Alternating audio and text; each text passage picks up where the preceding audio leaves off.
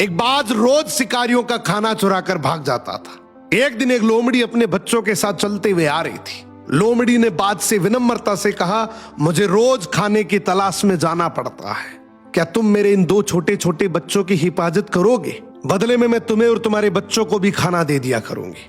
बाज बोला, ठीक है लोमड़ी बहन। लोमड़ी अपने बच्चों के साथ बहुत खुश रहती थी। एक दिन जब लोमड़ी खाने की तलाश में घर से निकली, उसके बच्चे बाहर खेल रहे थे। तभी बाज आया और लोमड़ी का एक बच्चा उठाकर ले गया।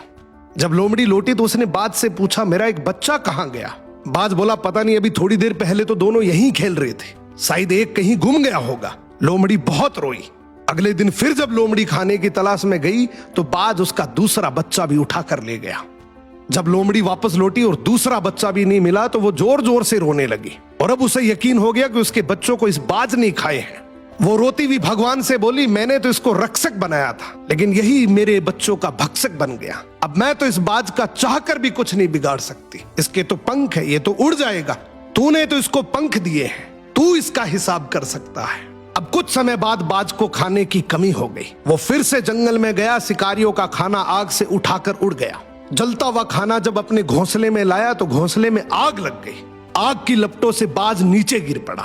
तभी लोमड़ी ने दौड़कर बाज को दबोच लिया और अपने बच्चों का बदला ले लिया। इसीलिए कहा जाता है, ऊपर वाले की लाठी में आवाज नहीं होती, कर्म फल भोगना ही पड़ेगा।